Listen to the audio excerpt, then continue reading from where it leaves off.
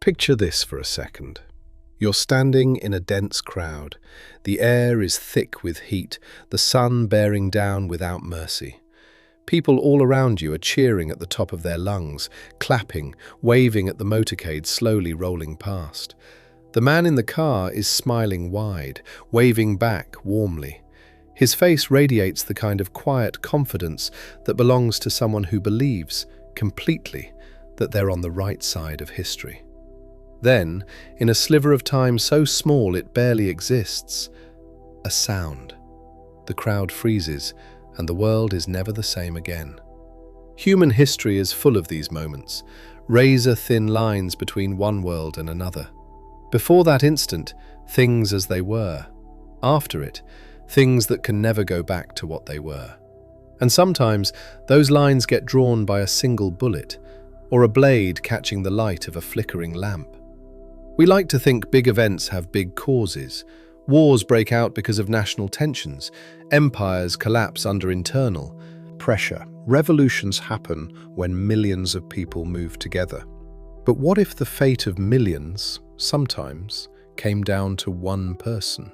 One loaded gun, one steady hand, one heart that believed with absolute certainty it was doing the right thing. Would you believe that?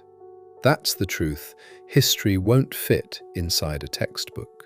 Tonight, we're going to travel back through 5 moments, 5 assassinations that redirected the course of civilization. Sometimes in ways the killers never imagined. Sometimes in the exact opposite direction of everything they wanted. But before we open each case, there's one question worth holding in your mind. It's a question historians have never quite settled. When a leader is assassinated, does history change because that person is gone, or because the vacuum they leave behind pulls in forces even more powerful than they were? Rome gives us the clearest example. Picture it, the 15th of March, 44 BC. The morning air over Rome is clean and crisp. At the Forum Romanum, the smell of fresh bread mixes with the smoke of temple offerings. Street vendors call out to passers-by. Cartwheels grind over stone. Everything sounds normal. Nothing says today is the day the world changes. At the Curia of Pompey, the Senate meeting hall inside the theatre of Pompey, a 55-year-old man in white is walking in.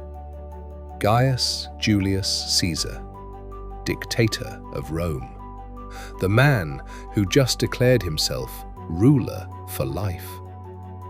He doesn't know that under the togas of roughly 60 men in that room, knives are waiting for him. The blood that spilled that day didn't restore the Roman Republic the way the conspirators hoped. It lit a civil war that burned for over a decade and in the end gave birth to the very thing they feared most. A Roman Empire with an emperor even more absolute than Caesar had ever been. That's the pattern you'll see in every case we look at. The killers believe they're solving a problem, like a carpenter who thinks cutting down the main trunk will stop the whole forest.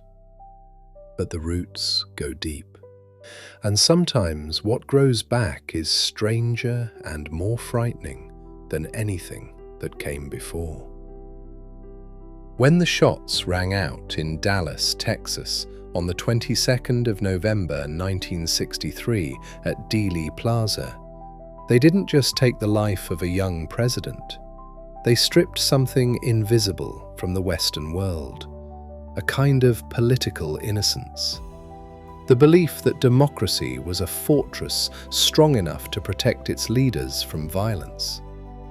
And in Sarajevo, Bosnia, on the morning of the 28th of June 1914, 2 bullets from a 19-year-old's pistol triggered a chain of events that killed approximately 20 million people, collapsed 4 empires, and redrew the map of the entire world. If those numbers are too big to absorb, that's natural. It's one of the hardest things about understanding history.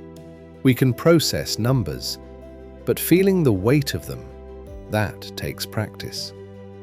A historian once said, "The death of one person is a tragedy. The death of a million is a statistic." That's a brutal thing to say, but it's true. So we have to work our way back to the human beings inside each case, not just dates and body counts. Who was the man in that white toga walking into the room that morning? Did his eyes show any flicker of suspicion? Or did he walk in like someone who doesn't know what fear is? Who was the young man standing on a Sarajevo street corner, desperate and defeated, until an impossible chance pulled up right in front of him? Who was the man hiding in the darkness above the stage at Ford's Theatre, holding a .44 caliber pistol, still as a stone, waiting for the audience to laugh loudly enough to swallow the sound of a gunshot? And who was the old man in white cotton, walking slowly through a garden in New Delhi toward his evening prayer, not knowing that somewhere in the crowd pressing in around him, a man was holding a gun between his folded hands? All of their stories share something, not just the violence, the deeper truth, that nobody in any of these moments, not the ones who died, not the ones who pulled the trigger, not the ones who watched from the crowd, could see clearly what the world would look like 1 second after they acted. We can't see the future. We only see the choice right in front of us. And sometimes that choice gets made in a fraction of a second. The most fascinating thing about studying these cases isn't the conspiracies or the plots, though those are gripping enough. What's more fascinating is the aftermath. Because almost without exception, the outcome ran completely against the intentions of the people who started it. The senators in Rome who wanted to save the Republic ended up destroying it. The man at Ford's Theatre who wanted to revive the South's glory ended up handing the South's fate to the people least likely to treat it gently. Lincoln's vision of reconciliation died with him, and what came after was harsher than anything he'd planned. That's the first lesson history offers here. You can kill a person. You cannot kill the idea they represented. And you cannot control what fills the space they leave behind. Some thinkers compare an assassinated leader to a stone thrown into still water. When the stone sinks, the ripples keep spreading in every direction. Some ripples carry seeds to fertile ground. Some waves knock down things that took decades to build. Nobody can stop those ripples, not even the person who threw the stone. Gandhi spent his entire life teaching the world about non-violence. Then he was shot dead. And the strange, painful thing that happened next was this. The moment people heard he was gone, the Hindu-Muslim violence that had been exploding across India suddenly went quiet. Both sides were too heartbroken and ashamed to keep fighting. The assassination of a man who preached peace produced more peace than his words ever had, at least for a while. That wasn't anything the killer calculated. You can take a person's life, you cannot take the ripple they made in the world. That might sound comforting, but sometimes it's also the most terrifying thing in history, because those ripples don't choose a direction. They don't choose who gets hit. We're going to travel through 5 of those moments together, slowly, carefully, through 5 times in history when a single second rewrote everything, not to judge right or wrong, but to understand how the world we live in right now was shaped, and to ask what those lessons mean for the lives we're actually living. These aren't just pages in a textbook. We're going to try to open a window back to those moments, feel the temperature of the air, hear the crowd shift from cheering to screaming, feel the weight of the silence that settles after a gunshot fades, the silence full of questions that will never have complete answers. History isn't dead. It breathes, it moves, it still shapes every decision world leaders make today. Every fear buried in the minds of those in power has roots running back to moments like these. In some chapters of history, the loudest thing isn't the gunshot, it's the quiet that comes after. The quiet full of the question no one can answer. What would the world have looked like if that day had never happened? The 15th of March, 44 BC. Rome is having a perfectly normal morning. The sky above the marble columns is clean and blue. In the Forum Romanum, the smell of fresh bread mingles with the smoke rising from temple offerings. Cartwheels click over cobblestones. Vendors shout. People move through the streets the way they always do, without any idea that today is going to break the world they know. At the home of Gaius Julius Caesar, a 55-year-old man who rules Rome as its dictator for life, is deciding whether to leave the house or not. His wife, Calpurnia, had nightmares all night and is begging him to stay home. A soothsayer had warned him weeks earlier to beware the Ides of March, the 15th. Caesar has heard all of it. He walks out anyway. Maybe out of courage, maybe arrogance, maybe he genuinely believed no one in Rome would dare touch him. He makes his way to the Curia of Pompey, the Senate meeting hall inside the Theatre of Pompey in the Campus Martius district. The man who greets him at the door is Marcus Junius Brutus, an old friend, someone Caesar trusted, someone Caesar had forgiven after Brutus fought against him in the Civil War. Brutus smiles. Caesar smiles back. Under Brutus's toga, a dagger. And in that room, roughly 60 men are hiding daggers too. To understand how it came to this, you have to go back a few months. In early 44 BC, Caesar had himself declared Dictator Perpetuo, dictator for life. This cut against the most fundamental principle of the Roman Republic. Rome was built on the idea that no single person should hold unchecked power. Leaders had terms. Leaders were accountable. Leaders were balanced against each other. Caesar had been dismantling that idea one piece at a time. He appointed himself consul for 10 years. He held the title of Pontifex Maximus, the highest religious authority. He wore the blood-red garments historically reserved for kings. And the moment that stung the senators most deeply, Caesar stayed seated on his golden throne rather than rising to receive the full Senate when they entered to honor him.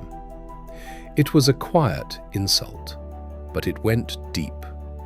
In the minds of Brutus, Cassius, and dozens of other senators, Caesar was turning Rome into a monarchy.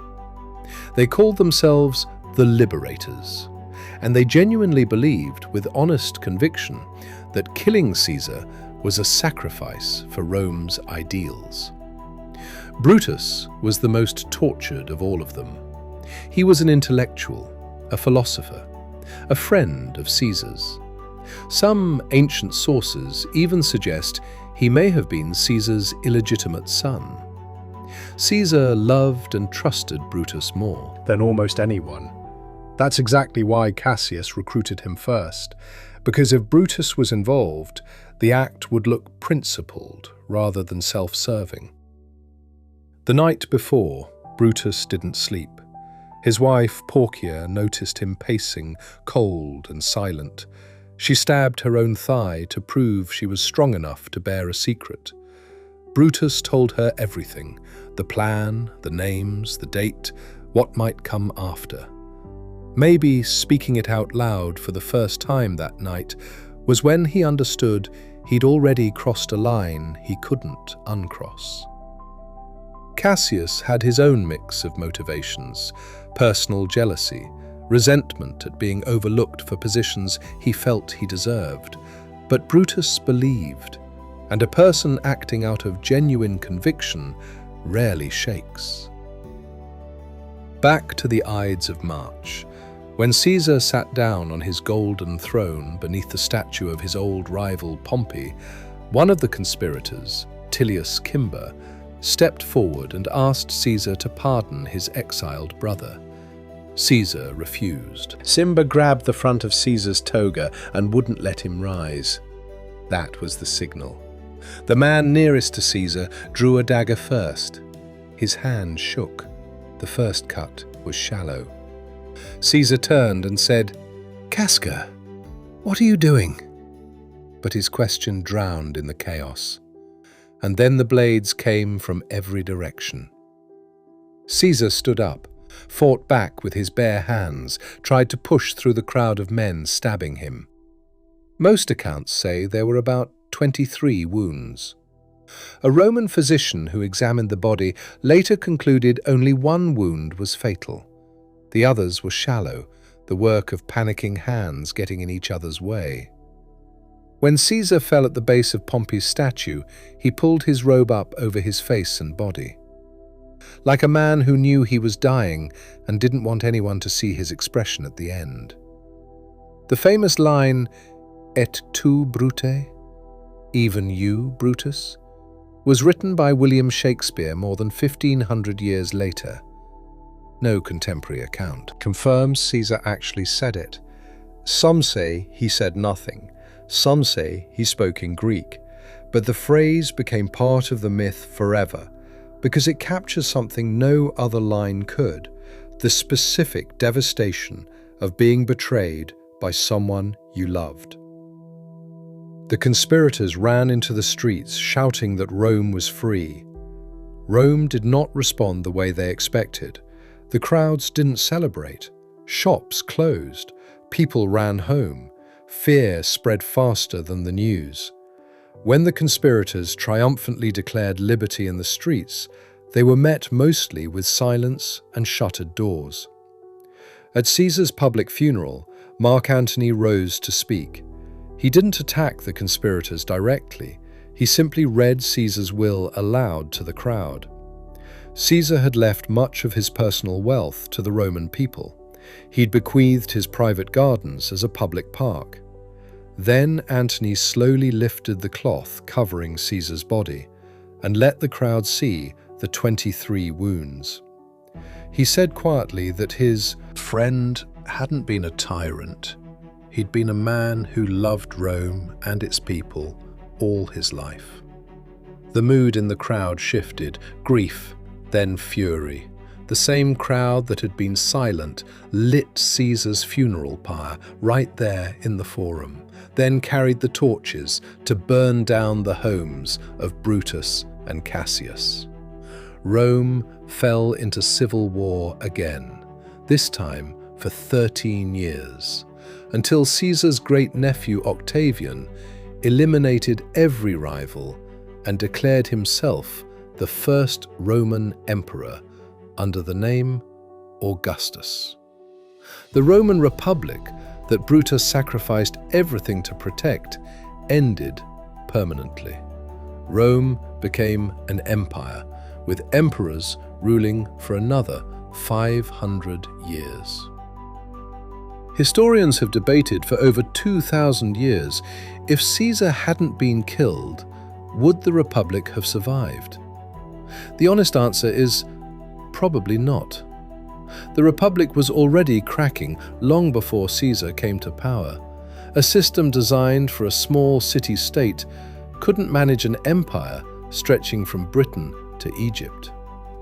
Caesar was simply talented enough to see the weakness and walk into it. What Brutus didn't understand is that he could kill Caesar the man. He could not kill Rome's need for a Caesar the system. Once Caesar was gone, Rome needed a new one, and it got Augustus. Smarter, more patient, more absolute than Caesar had ever dreamed of being. Brutus killed the wrong thing. He should have killed the idea that Rome needed one supreme leader. But ideas don't have bodies you can put a knife into. Brutus's own end was quiet and brutal. After losing the civil war, he fell on his own sword at the Battle of Philippi in northern Greece. Suicide. But the line attributed to Mark Antony afterward, that Brutus was the noblest Roman of them all, captures history's sharpest irony. Sometimes the best person makes the worst mistake, because they're so certain of their own motives, they forget to ask how the world will answer. That lesson doesn't belong to Rome alone. It still means something in every age, in every country, for anyone who is absolutely sure they know right from wrong. April 14th, 1865, Washington, D.C. The spring evening air is clear and cool. Outside Ford's Theatre, men and women in formal dress stream under the glow of gas lamps. Inside, laughter drifts out from the walls. The comedy, Our American Cousin, is in full swing. Up in the special presidential box on the second floor, draped in flags and red bunting, President Abraham Lincoln leans back in the one cushioned chair in the box. His dark cravat is neatly tied. His long, angular frame leans slightly forward as he watches the stage. To his left, his wife, Mary Todd. To his right, a young army officer named Major Henry Rathbone and his fiancée, Clara Harris. Lincoln had just lived through the 4 hardest years of his life. The Civil War, which had killed over 600,000 soldiers, officially ended 5 days ago when General Robert E. Lee surrendered at Appomattox. The deep lines in Lincoln's face, the hair much grayer than when he took office, they told the story of what he'd been carrying without needing words. He'd had a recurring dream during the war, floating on a ship, sailing toward a dark, unknown shore. Some said it was a premonition. Lincoln himself said it always appeared before a great victory. The war was over. The country had held. Tonight, he just wanted to laugh. In the shadows beneath the stairs leading to the box, a man was waiting for his moment. John Wilkes Booth, 26 years old, one of the most famous actors in America. He'd performed at Ford's Theatre many times. He knew every corridor, every dark corner, every moment in the show when the audience would laugh the loudest. Booth was from Maryland, a fierce Confederate sympathizer who had chosen acting over enlisting, but in his heart, he despised Lincoln with everything he had. In his view, Lincoln was a tyrant who had destroyed the Southern world he loved. He'd once stood in the crowd at Lincoln's second inauguration and written in his private diary that it would have been a perfect opportunity if he'd been ready. He wasn't ready then. His original plan wasn't murder, it was kidnapping, capturing Lincoln to exchange for Confederate prisoners of war. The plan failed multiple times, but when the war ended and the South was fully defeated, Booth changed his target.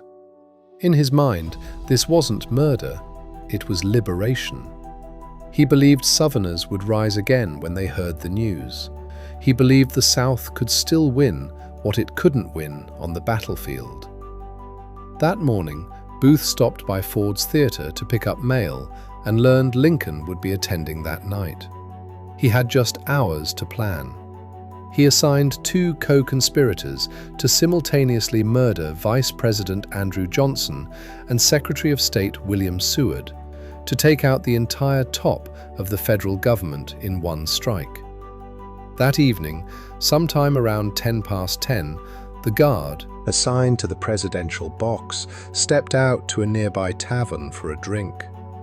Booth walked down the back corridor, quiet as a held breath. He wedged a small piece of wood he'd brought against the door from the inside. Then he stepped into the box. On stage, a character was delivering the line he knew would get the biggest laugh. The audience roared. Booth raised a .44 caliber Derringer pistol. One shot. Lincoln slumped forward, his head falling against the box railing. Mary Todd screamed. For a fraction of a second, the entire theater stood stunned. Then chaos broke loose. Rathbone lunged at Booth. Booth slashed him in the arm with a hunting knife, then vaulted over the railing, over 3 meters to the stage. His boot spur caught on a flag banner. He landed hard, breaking a bone in his left leg. He still ran out through the back door. About 1,700 people in that theater, who had been laughing just moments before, were now frozen, screaming, shoving toward the exits. Soldiers and volunteer doctors in the crowd carried Lincoln out of the theater, across the street, into the home of William Peterson, a tailor who threw open his door. They laid Lincoln on a small bed in a first-floor room. His long frame had to lie diagonally, the bed was too short. Through the night, doctors, cabinet members, generals, and officials filed in and stood around the bed in silence, waiting. Lincoln died in the early morning of April 15th at approximately 7:22 a.m. Secretary of War Edwin Stanton stood by the bed. After a moment, he stepped into the hallway and said the words that have echoed ever since. "Now he belongs to the ages." The news spread by telegraph across every city and town within hours. People who had been celebrating the end of the war less than a week earlier were putting on black mourning clothes. Booth's plan only partially worked. The conspirator assigned to kill Vice President Johnson lost his nerve and did nothing. Attack on Secretary Seward left him badly wounded, but alive. Booth himself was on the run for less than 2 weeks before he was cornered in a barn in Virginia and shot dead on April 26, 1865. 4 co-conspirators were hanged on July 7th of the same year, including Mary Surratt, the first woman ever executed by the federal government of the United States. But the real damage from that night wasn't about any of those people. It was about what America lost when it lost Lincoln. Lincoln had a clear, specific plan for healing the country after the war. He called it malice toward none, reconciliation through generosity.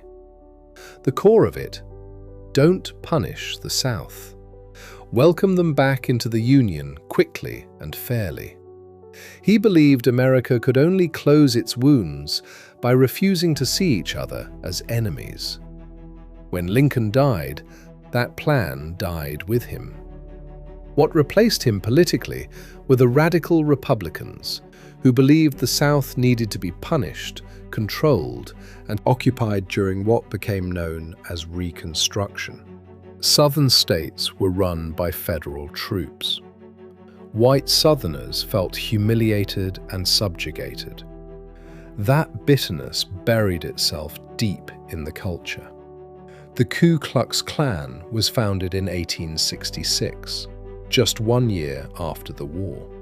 Jim Crow segregation laws that forced Black and white Americans to use separate facilities in nearly every aspect of public life persisted across southern states for nearly 100 years after that.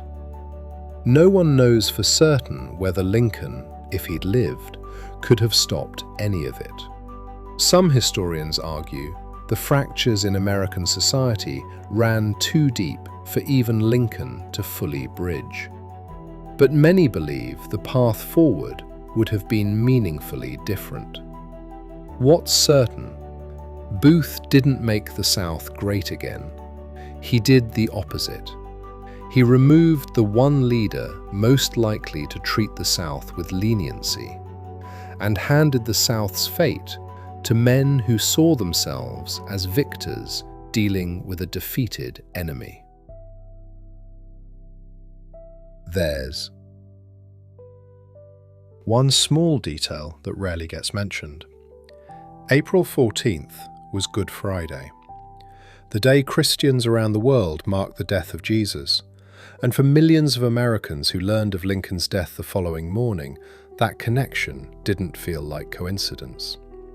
Lincoln became a martyr, someone who had freed people from bondage and paid for it with his life. The following Sunday, preachers in churches across the North read from the same passage, about a man who led his people out of slavery but did not live to see the promised land. Lincoln's name was carved into the stone of national memory from that day forward, and Booth, who thought he was writing history, who imagined he'd be remembered as a hero, became just a small footnote on a page he thought would be his. In that theatre, on that night, the wooden chair Lincoln sat in before the shot still exists. It's at the Henry Ford Museum in Michigan, an ordinary chair that once held the weight of a man carrying the fate of an entire nation on his shoulders. It's still a quiet witness to the night that laughter was cut off in the middle, never finished, never resolved. Maybe that's the sharpest truth about political assassination. It doesn't end the story. It just leaves it hanging in the air forever. A question with no answer. What if it had been a different night? What if the guard hadn't gone for that drink? What if Lincoln had stayed home? What would the world look like? Sarajevo, the morning of June 28th, 1914. The early summer sun casts soft light across rooftops lining both banks of the Miljatska River.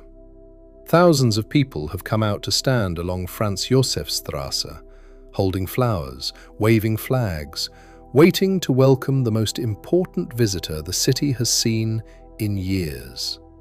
An open red automobile moves slowly through the crowd. In the back seat sits a tall man in a dark blue military uniform covered in medals and braided trim. He is Archduke Franz Ferdinand, heir to the Austro-Hungarian Empire. Beside him, his wife, Duchess Sophie, dressed in white, wearing a wide-brimmed hat decorated with flowers. Today is also their wedding anniversary. Franz Ferdinand chose to bring Sophie to the Sarajevo military inspection on purpose, because back home in Vienna, the rules of the imperial court would never allow it. Sophie came from a lower-ranking noble family. She wasn't considered worthy by court standards to sit beside the heir as an equal. In Vienna, Sophie had to ride in a separate carriage. She had to walk behind the Archduke in processions. At imperial banquets, her name was printed below nobles who held titles lower than her husband's. Franz Ferdinand had accepted all of these conditions when he married her. He pledged that any children they had would have no claim to the throne, but he never accepted that any of it was right. Out here, far from Vienna, some of those rules could bend a little. This was one of the few days in their life together that Franz Ferdinand could stand beside Sophie in public as her equal. But somewhere in that crowd lining the streets, a pair of eyes wasn't watching with admiration. Spread along the route from Appel Quay to the City Hall, 6 young men were waiting in the crowd. All of them were members of Young Bosnia, a nationalist group that dreamed of uniting the South Slavic peoples and overthrowing Austro-Hungarian rule in Bosnia. They'd been supplied weapons and training by a secretive Serbian organization known as the Black Hand, with the help of some sympathetic Serbian military officers. Each man had been given an FN Model 1910 pistol, Belgian-made, plus a hand grenade and a cyanide capsule for suicide after the act. In their minds, this wasn't terrorism. It was self-sacrifice for something bigger than their own lives. The youngest of them was 19. His name was Gavrilo Princip, a Bosnian student of Serbian descent, slight and thin, with deep-set eyes. He'd once tried to enroll in military school and was turned away for being too small. But his heart was full of fire. Before leaving for their positions that morning, Princip and his comrades shared a meal together. Some cried, some sat in silence. All of them understood they might not see each other again. The first attempt failed spectacularly.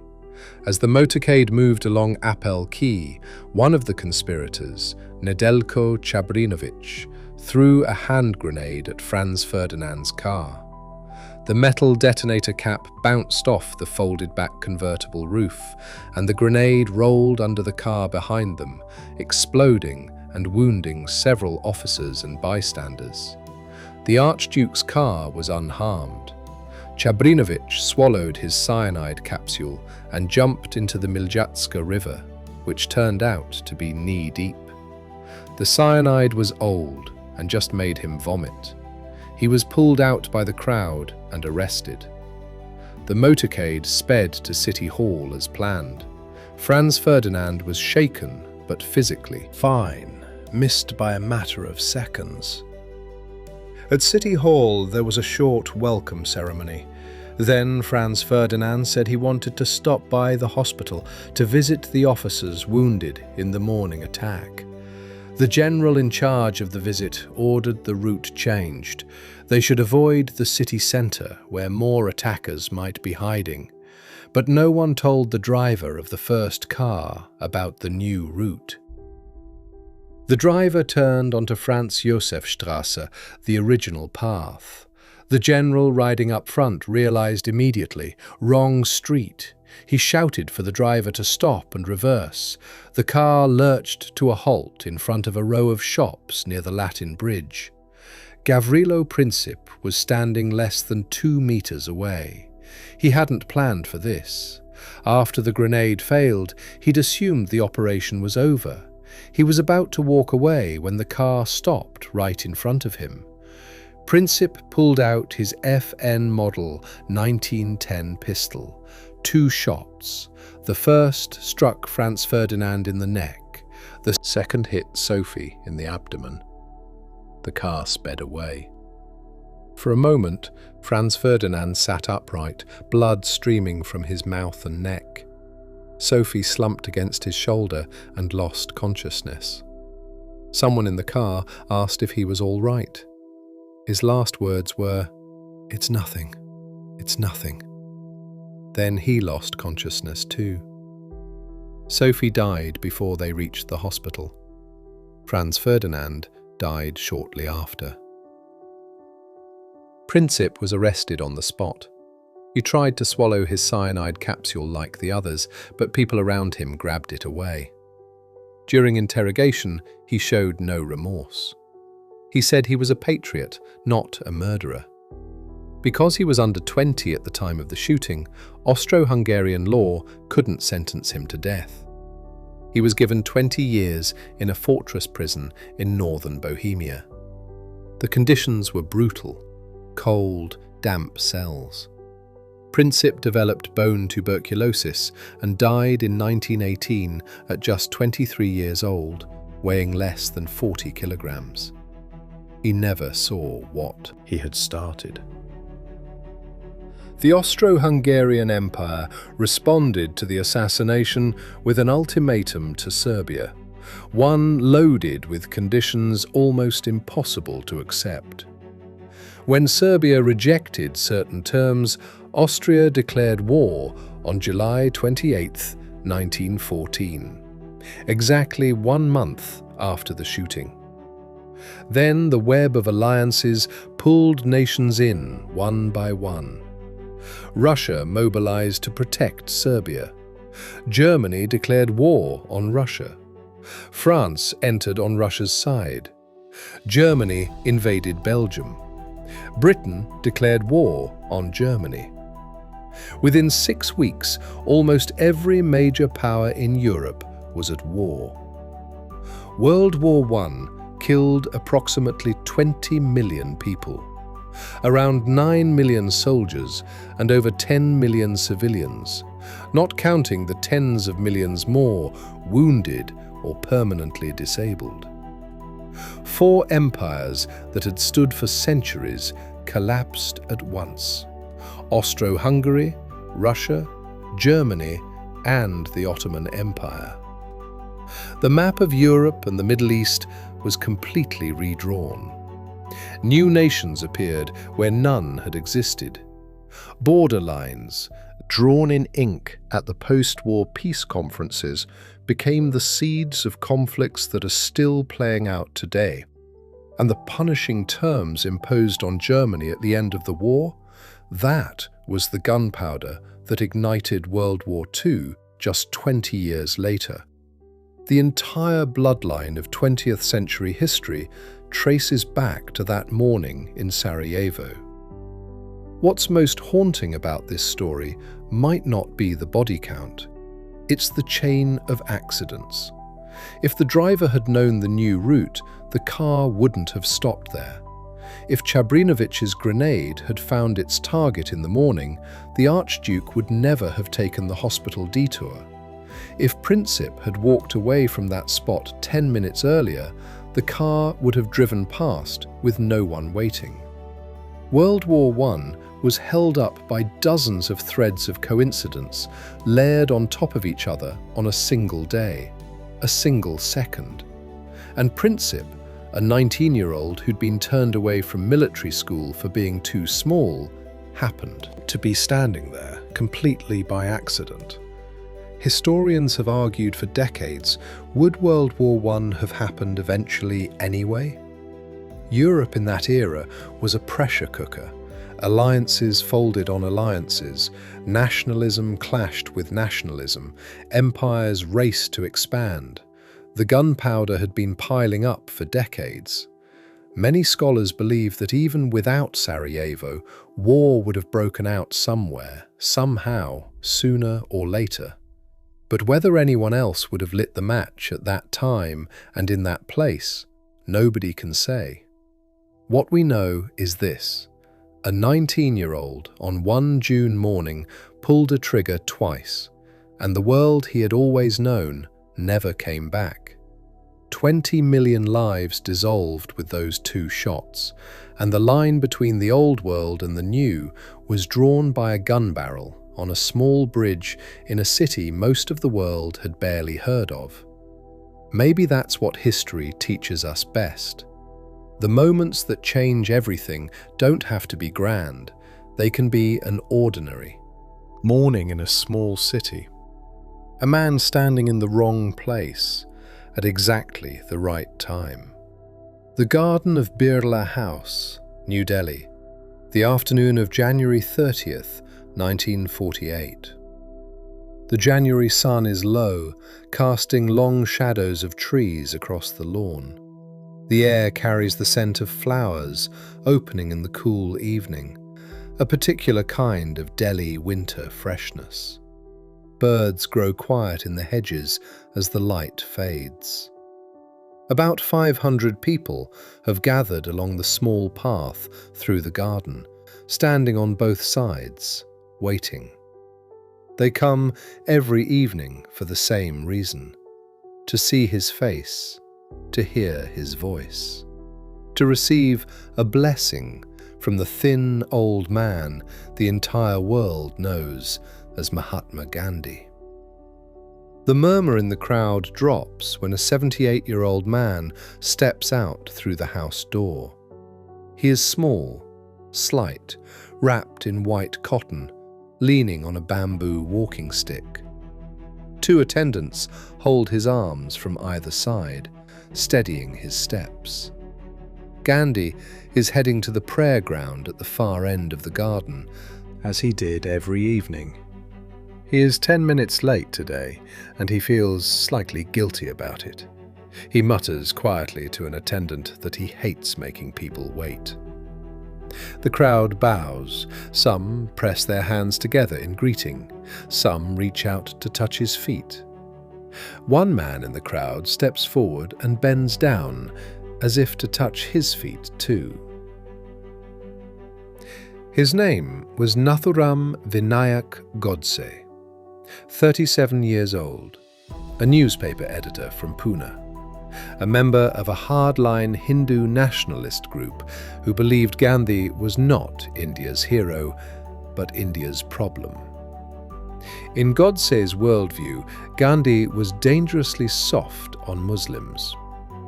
The final breaking point was Gandhi's insistence that the Indian government pay Pakistan 550 million rupees, as stipulated in the partition agreement. To Godse, this was money being handed to a country that had just attacked the Indian territory of Kashmir. At the same time, hundreds of thousands of Hindus were fleeing Pakistan as refugees, and Gandhi was fasting to demand that India protect its Muslim population. Godse's hatred of Gandhi hadn't built up quickly. It had accumulated over years. He was a former member of the Rashtriya Swayamsevak Sangh, the RSS, and later joined the Hindu Mahasabha, a group that believed India should be a Hindu nation, not the secular, inclusive state Gandhi and Prime Minister Jawaharlal Nehru envisioned. In Godse's mind, Gandhi wasn't a Mahatma, he was a traitor, and traitors have to pay. 10 days earlier, on January 20th, someone had already tried to kill Gandhi once. A bomb was thrown near the prayer gathering at Birla House. It landed on a wall and detonated without harming anyone. In the confusion, Godse, who had also been on the grounds that day, intending to shoot, decided to hold back. Too many police had flooded in after the explosion.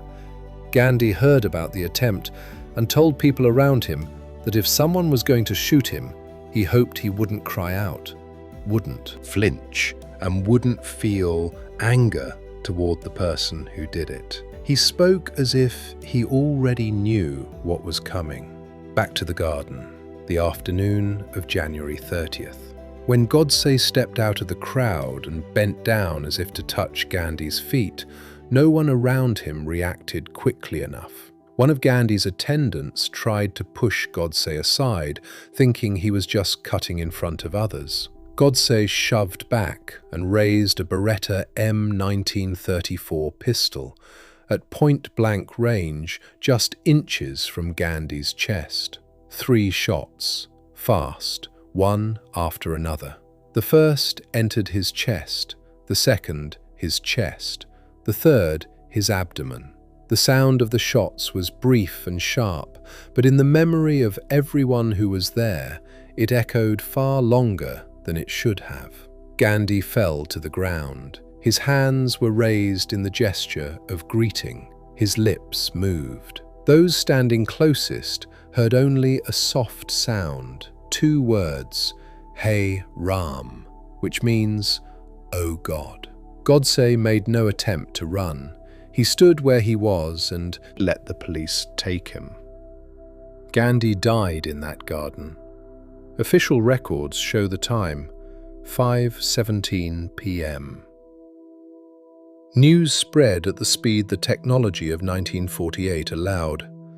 All India Radio announced it on the air, and the announcer's voice broke completely. He couldn't continue. Across India, markets closed on their own. People sat down in the streets and wept. In some cities, the grief turned into riots, fury with nowhere to go. Abroad, newspapers around the world ran the same front-page story. Albert Einstein said something that has been quoted ever since, that future generations would scarcely believe such a man had ever walked on this earth in flesh and blood. Godse was tried alongside his co-conspirator Narayan Apte. Both were convicted and hanged on November 15, 1949, at Ambala prison. During the trial, Godse delivered a speech lasting over 5 hours, explaining his reasons for the killing. His voice was steady. He offered no apology. He asked for no mercy. In his own eyes, he wasn't a murderer. He was a patriot, doing what history required of him. Before his execution, Godse asked that his ashes be held until the day Punjab and Kashmir were reunited with India. That request has never been fulfilled. The most devastating and strange thing about Gandhi's murder was what happened immediately after. The night Gandhi died, the Hindu-Muslim violence that had been erupting across India nearly stopped. Crowds that were moments away from attacking each other in several cities heard the news and dispersed. A shared grief accomplished what hundreds of speeches about peace had failed to do. In Delhi, Mumbai, and other cities that had seen riots just weeks before, Hindus and Muslims came out together to mourn and weep side by side. In that brief window, the man who had been killed achieved more of what he wanted than he had managed in his living years. It's a painful contradiction to sit with. The death of a man who spent his life teaching peace produced more peace than his life did, at least for a while. That peace didn't last. The roots of the conflict were still there. The wounds from the partition of India and Pakistan are still bleeding today in various forms. Gandhi's life was full of contradictions that textbooks tend to leave out. He fought a global empire with the simplest weapons imaginable: refusal. Refusing to buy British cloth, refusing to use British salt, refusing to fear prison, refusing to answer violence with violence. He was jailed multiple times, physically attacked, ridiculed, and abandoned by people who once admired him. He never changed his method. But in his private life, he was also a flawed human being with blind spots and contradictions. He held views toward women, including his own wife, that people today would find troubling. His relationship with his eldest son broke beyond repair. And yet, in the world of politics and history, he proved something that can't be argued away: that the most powerful empire in the world can be beaten by someone with no army, no weapons, and nothing but belief in the rightness of their cause and the courage to take the pain without flinching. Britain left India, and the world learned a new word from him: ahimsa, non-violence. His method was taken up by Martin Luther King Jr. in the American Civil Rights Movement, by Nelson Mandela in parts of the struggle against apartheid, by movements for freedom across the world in the decades that followed. The slight old man walking with a stick through a New Delhi garden became the blueprint for a form of resistance the world still uses today. In that garden at Birla House, now a museum called Gandhi Smriti, there is a small black stone marker placed at the exact spot where he fell.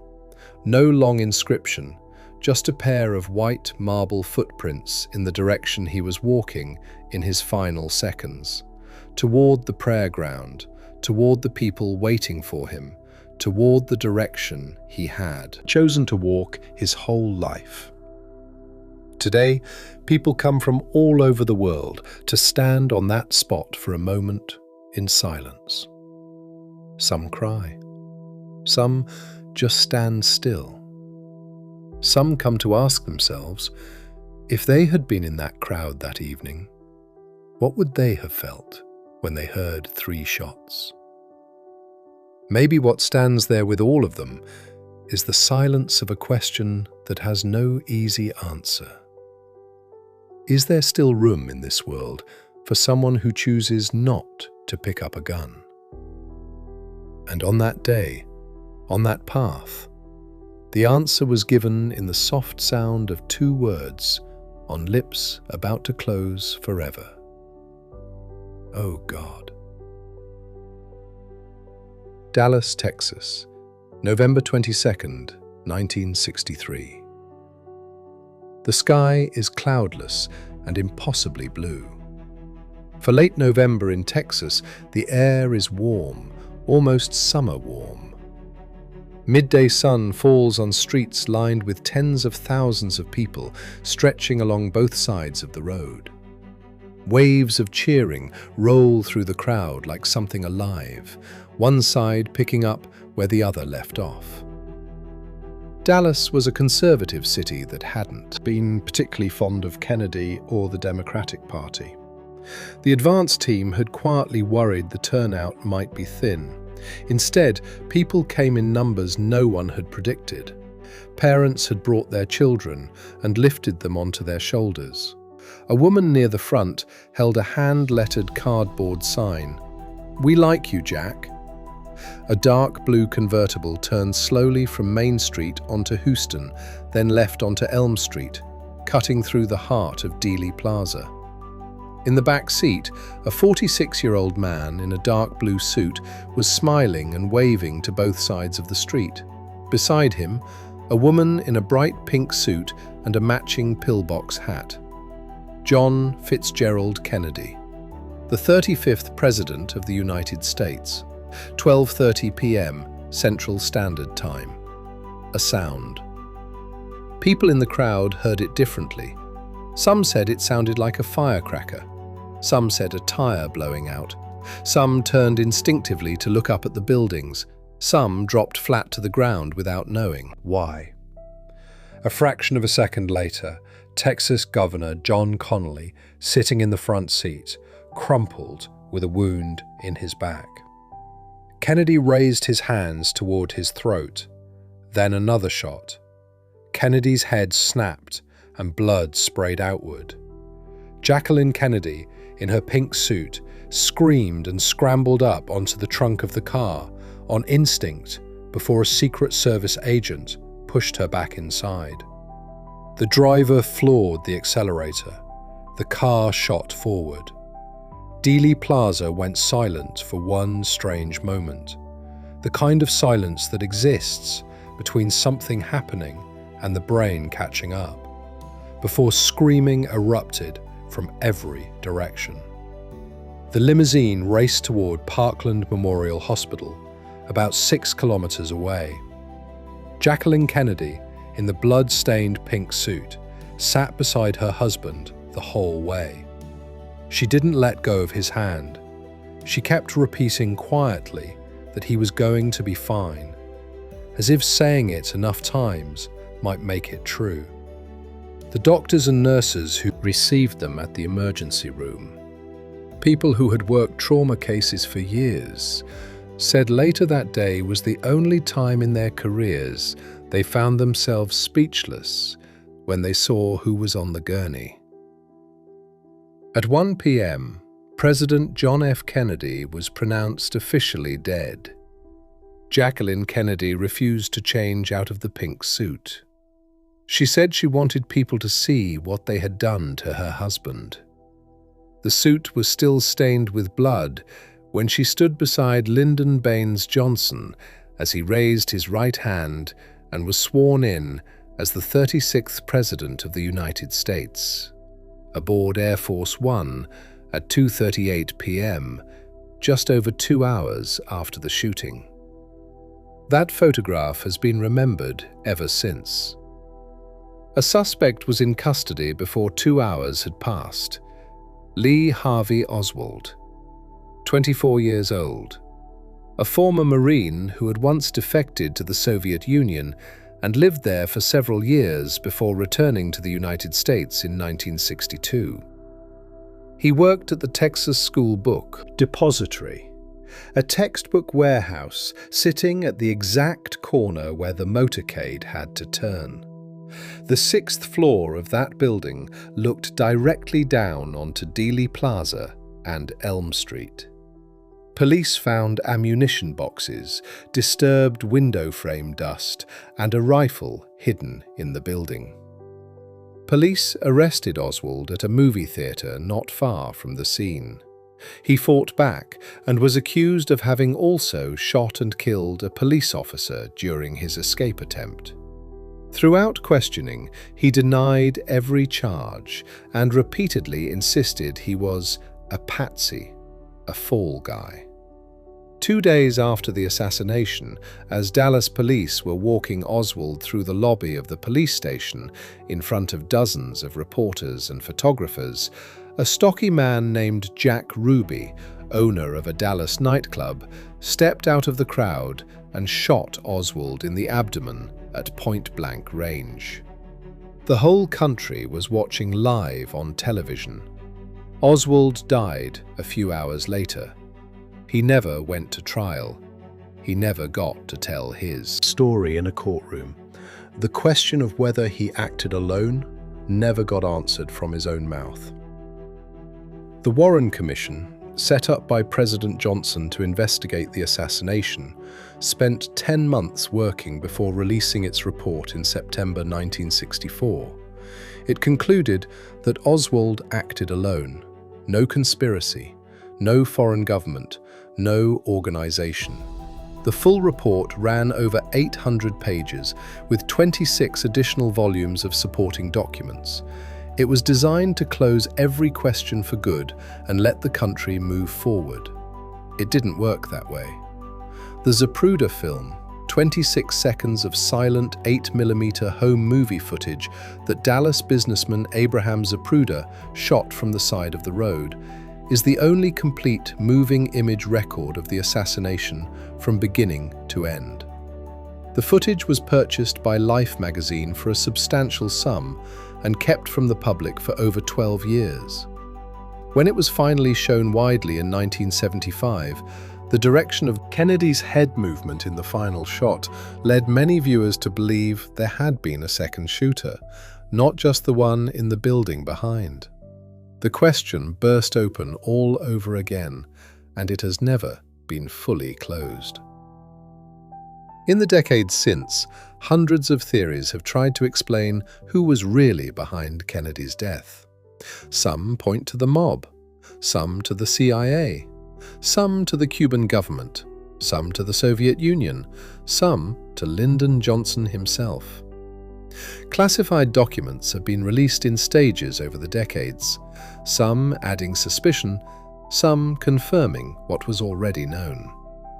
But none have proven the Warren Commission's conclusion beyond all challenge, and none have proven a conspiracy beyond doubt either. The case is still open in the American imagination. It probably always will be. Whatever the full truth turns out to be, one thing is not in dispute about that day. America lost something when it lost Kennedy. Not just a leader, something harder to name. A feeling that the country was somehow sheltered from the kind of catastrophe that happened to older, darker parts of the world. Kennedy was a symbol of a new era, of youth, of possibility, of the belief that America was different. He was the first president born in the 20th century, the first Catholic, one of the youngest men ever to take the oath of office. When he spoke at his inauguration in 1961, at 43 years old, his voice sounded like the future speaking to the present. When he was gone, that feeling shattered instantly. Walter Cronkite, the news anchor Americans trusted more than almost anyone, announced Kennedy's death on television with a voice that cracked, taking his glasses off, blinking several times, glancing up at the clock before continuing in a lower register. The people in the studio went silent, and people watching across the country understood that this was not an ordinary day. An entire generation of Americans can still tell you exactly where they were and what they were doing when they heard the news. That kind of memory doesn't attach itself to ordinary events. It only forms around the ones that genuinely flip the world upside down. If you go to Dealey Plaza today, 2 white circles are still painted on the surface of Elm Street, marking the spots where Kennedy was shot. Every day, people make their way there. Some take photos, some stand quietly, some look up at the 6th floor of the Texas School Book Depository, now a museum, one of the most visited in Texas. Some stare at the small white marks on the road without quite knowing what they're feeling. What's certain is that history stopped at that spot and never really moved on. Still open, still waiting for someone to come and ask the question, or to accept that some questions don't get answered, and that not having an answer is also part of the record. Kennedy didn't leave behind a completed legacy. He left history suspended in mid-air, waiting for someone to prove what still can't be proven, or for the world to finally accept that some questions have no resolution. And that, too, is part of what it means to be human. Think about this for a second. A man, 24 years old, no money, no friends, no status, living in a cheap rented room, working a warehouse job sorting textbooks in an old building. He fires a rifle from the 6th floor and changes the history of the most powerful country on earth. For a lot of people, this doesn't sit right. Not because the evidence says it's wrong, but because it feels wrong. One man, one gun, a handful of bullets, a life nobody had ever heard of, and he had enough power to take out the leader of the free world. But that's largely what the evidence points to, and the tension between what the evidence says and what the mind can accept. That's where every conspiracy theory in history is born. Not just this one. Every case, in every era, where someone has lost something they loved, something they believed in, or something that made them feel safe. The more interesting question isn't who killed Kennedy, it's why do human beings refuse to accept simple answers? Psychologists and sociologists have been studying this for decades, and they keep finding the same patterns across every major conspiracy theory. Not just the Kennedy case, but across all 5 assassinations we've looked at in this series. The first pattern is what researchers call proportionality bias, or more specifically, the imbalance between the size of a cause and the size of its effect. The human brain evolved to expect causes and effects to roughly match in scale. If something enormous happens, we naturally expect an enormous reason. Kennedy was the President of the United States, the leader of the most powerful nation on Earth. A man like that must have had powerful enemies. There must have been a complex plan, a shadowy organization, forces working from the shadows, a young guy with no steady job. That feels too small, way too small for a tragedy this large. The second pattern is what we might call the fog of crisis. When something terrifying happens fast and violently, the brain scrambles for an explanation immediately. And in those first hours after an assassination, information is incomplete, fragmented. Rumors travel faster than facts. The people who were standing in Dealey Plaza that day all remember it differently. Some said the shots came from the front, some said from behind. Some heard 2 shots, Some heard 3. None of that is strange. It's exactly how the brain works under extreme fear and shock. Research in psychology has shown over and over that human memory under high stress is unreliable. Every time we recall a memory, we reconstruct it slightly. And every time we hear someone else's version of a story, our own memory quietly shifts to absorb pieces of theirs without us realizing it. In 1963, when information traveled by paper and television, that confusion became the foundation of theories that stacked up over decades. Today, when information moves at internet speed, the same process happens 1,000 times faster, but no more accurately. The third pattern is the most powerful.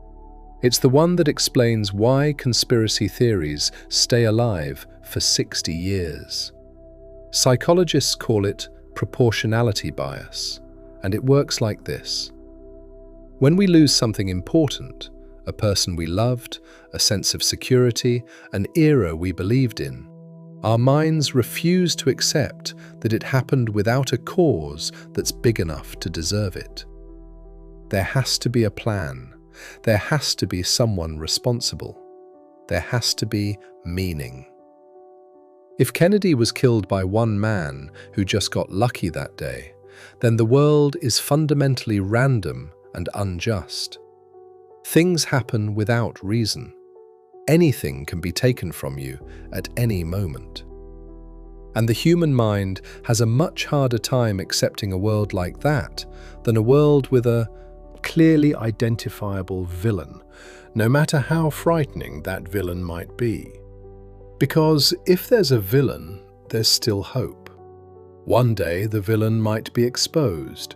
One day justice might come. One day someone might pay.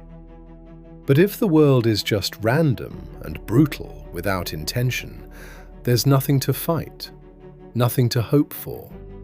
Conspiracy theories give us something the simple truth can't. They give us the feeling that the world has order, that someone is in charge, that what happened means something. This pattern doesn't belong to the Kennedy case alone. Look back at all 5 assassinations in this series and you'll see it repeating. Many Romans refused to believe that Brutus acted purely from love of the Republic, as he claimed. There had to be money, power, hidden interests. Many Americans refused to accept that Booth acted alone out of devotion to the South. There had to be a larger organization behind him.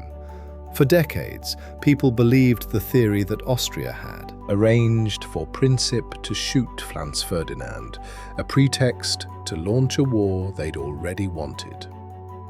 Even Gandhi's murder, which happened in front of hundreds of witnesses, with the killer arrested on the spot and confessing in open court, still generated theories that someone more powerful had put Godse up to it. The human brain hasn't changed much in 2,000 years. The need to find an explanation large enough for a tragedy large enough never goes away. And it won't, as long as humans are creatures who search for meaning. But that doesn't mean conspiracy theories are always wrong. History has actual examples of real conspiracies that were dismissed as crazy until evidence surfaced. Government wiretapping programs, secret experiments by intelligence agencies, the lies about weapons of mass destruction. All of these were conspiracy theories before they became documented facts. So the instinct to question isn't the problem. The instinct to doubt official explanations isn't a sign of stupidity. History shows that it can be a sign of good sense. The problem is making up your mind based on how something feels, whether it seems like it should be this way, rather than on evidence you can actually check. Jumping to judgment about who's behind something, not because the proof is there, but because the narrative feels satisfying, because it fits the emotional shape of the story we already wanted to tell. Back to Dealey Plaza. The 26 seconds of Zapruder footage have been watched by millions of people, each looking for confirmation of whatever they already believed. People who believe in a conspiracy see it. People who believe Oswald acted alone read the same film differently. Psychologists call this confirmation bias. It's one of the most common thinking errors in every human being. Not just uneducated people, researchers, lawyers, and judges are just as prone to it. Here's how it works. Once we believe something, the brain automatically filters new information. Evidence that fits our existing belief gets noticed and amplified. Evidence that contradicts it gets overlooked or rationalized away. Every new piece of evidence gets placed inside the frame that was already there, whether you believe in a conspiracy or whether you're certain there was none. We all wear glasses that filter the world through what we already think. The real difference between critical thinking and confirmation bias isn't having no filter. It's knowing the filter is there and making the effort to take it off, at least occasionally. Maybe the most meaningful question about all 5 assassinations in this series isn't who did it and why. It's what happened in people's minds after. The way a society chooses to remember an assassination reflects its fears, its needs, its deepest beliefs. Romans chose to remember Caesar as either a martyr or a tyrant, depending on which side they were on. Americans chose to remember Kennedy as the symbol of a golden era that was destroyed, and conspiracy theories served as a story, a way of making the grief bearable. Some scholars call this public mourning. Societies that cannot accept a loss that seems meaningless will construct a narrative that gives it meaning instead. Conspiracy theories aren't just attempts to find the truth. They're psychological processes that help people work through grief and anger when they have nowhere to send it. Understanding that doesn't mean agreeing with the theories, but rushing to call people who believe them stupid or deluded means missing something deeply human about why they believe. The truth may be simpler than we want, but human need is never simple. We don't just want to know what happened, we want to know what it means. And sometimes, when the real meaning feels too small and too cold, we build a bigger one ourselves. That might be one of the things humans do best when they're in pain. In the age of Julius Caesar, in the age of John Kennedy, and in every era when something enormous arrives without warning and takes something we couldn't afford to lose. We build stories, we build villains, we build meaning, because that's the only way some of us know how to keep standing.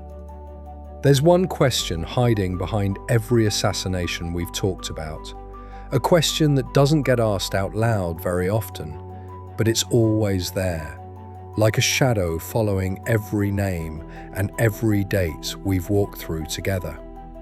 The question is this: if you removed these assassinations from history, how different would the world actually be? On the stone floor of the Curia of Pompeii, if those 23 daggers hadn't been waiting on that morning, would Rome have stayed a republic? In the presidential box at Ford's Theatre, if that Good Friday night had stayed quiet, would America have healed from the war more gently than it did? On the streets of Sarajevo, if the driver hadn't taken a wrong turn, would the First World War have been avoided? In the garden at Birla House, if Gods's 3 shots had missed, how many more years would Gandhi have had, and what might he have done with them? And in Dealey Plaza, if the motorcade route hadn't passed the building where a man was waiting on the 6th floor? The answer history gives us is not the one we'd want to hear. Julius Caesar was killed in 44 BC. Brutus and Cassius believed the assassination would restore the Roman Republic they loved. What actually happened was the opposite. Civil war broke out immediately. Hundreds of thousands died, and in the end, Caesar's great-nephew Augustus rose to become the first Roman emperor. The very thing the conspirators were trying to prevent arrived faster and more completely because of what they did. Abraham Lincoln died 5 days after the Civil War ended. John Wilkes Booth believed killing Lincoln would restore Southern glory. But losing Lincoln brought an era of reconstruction far harsher than anything Lincoln had planned. The South got exactly what it feared most, and it got it because of someone who claimed to love the South. Franz Ferdinand was killed in Sarajevo in 1914. Gavrilo Princip believed the assassination would lead to the liberation of the South Slavic peoples. In the long run, it did. But the road to that result ran through a world war that killed 20 million people, through famine and disease, through revolution and the collapse of empires. The price of liberation is almost impossible to measure in any humane terms. Mahatma Gandhi was killed in the garden at Birla House in 1948. Nathuram Godse believed killing Gandhi would make India stronger and more unified. But that same night, the Hindu-Muslim violence Godse had been part of suddenly went quiet, because a shared grief accomplished what Gandhi's living voice never quite could. And the conflict Godse wanted to end is still burning today. John Kennedy was killed at Dealey Plaza in 1963. Whoever was behind it, whatever they wanted to stop, it kept going under Johnson anyway. And the Vietnam War that some believe Kennedy would have pulled back from expanded far more aggressively in the years that followed. The pattern that repeats in every case is almost striking in how consistent it is. Almost every killer believed they were making things better, that removing one person would fix the thing they were most afraid of. But what they all missed is a basic truth about human society.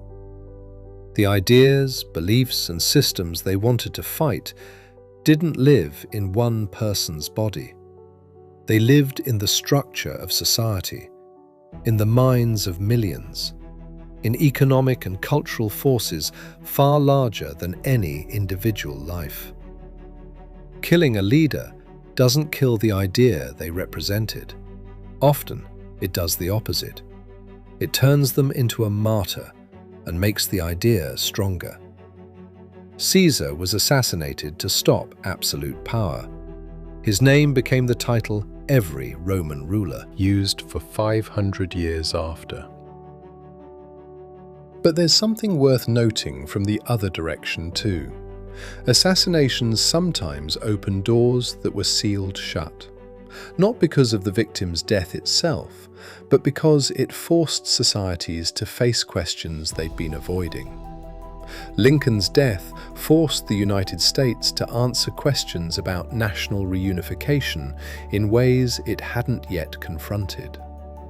Kennedy's death cleared the path for Johnson to pass the Civil Rights Act of 1964. Legislation many believed Kennedy himself couldn't have pushed through given the political climate at the time. Gandhi's death brought Hindus and Muslims together to mourn when nothing else had, if only briefly. History is rarely a straight line. It twists and folds, and very often the final outcome is something nobody intended, not the people who acted, and not the people who were acted upon. If there are 3 things these 5 cases teach us about human beings, they're these. First, A. Single person genuinely can change the course of history, whether it's the leader who was killed or the person who pulled the trigger. Princip's 2 bullets reshuffled the map of an entire continent. That means the actions of any individual carry real weight, even in a world that feels too big for one person to change. Second, fear and anger without direction are more dangerous than any weapon. Brutus, Booth, Princip, Godse, all of them had ideologies they believed in completely. None of them thought they were evil. They all saw themselves as patriots, as defenders, as people doing the right thing. And that is the most frightening part, because it means an ordinary person with a belief system that bends in the wrong direction can cause historical scale destruction while feeling righteous every step of the way. Third, and maybe most important, people can survive losses that they thought would destroy everything. Rome survived Caesar, India survived Gandhi, America survived Lincoln. America survived Kennedy, not because those losses didn't hurt, but because human societies have a deeper capacity to recover than they realize. Shared grief sometimes brings people who are enemies back to the place where they're just human together. That's a lesson history keeps delivering, quietly in the background, where we don't always notice it. There's one question left, and it doesn't have a clean answer. If all 5 of them had lived, Caesar, Lincoln, Franz Ferdinand, Gandhi, Kennedy, what would the world look like? Maybe better, maybe worse, maybe not that different at all. Because the forces that drive history are always larger than any single life. The Roman Empire might have risen whether Caesar lived or not. The Republic was already fracturing long before the Ides of March.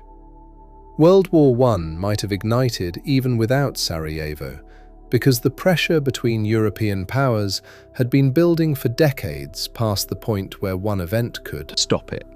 But the question still matters, because it reminds us that history isn't predetermined. There are moments when the decision of one person or the accident of 1 second can bend everything in a different direction.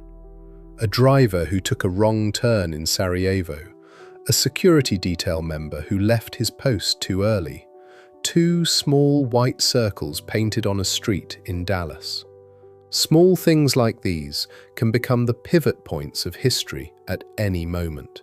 That's why history is worth studying, not just to understand what the past was, but to understand where the present is heading, and to recognize that what we do today, large or small, might be what people 100 years from now look back at and ask, what would the world have looked like if they'd chosen differently?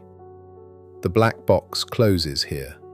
5 assassinations, 5 lives, 5 seconds that redirected the world, and 5 lessons that history keeps trying to teach us over and over. That violence almost never produces what the people behind it intended, that you can't kill an idea with a bullet, and that human beings are capable of both causing catastrophic harm and recovering from it to a degree that's equally astonishing in both directions. We are contradictory creatures. We build and destroy. We remember and forget. We learn and repeat. And maybe accepting that contradiction in ourselves, in each other, in Brutus and Caesar both living inside us, is the first honest step toward understanding the history we've inherited and the history we'll leave behind. See you next time.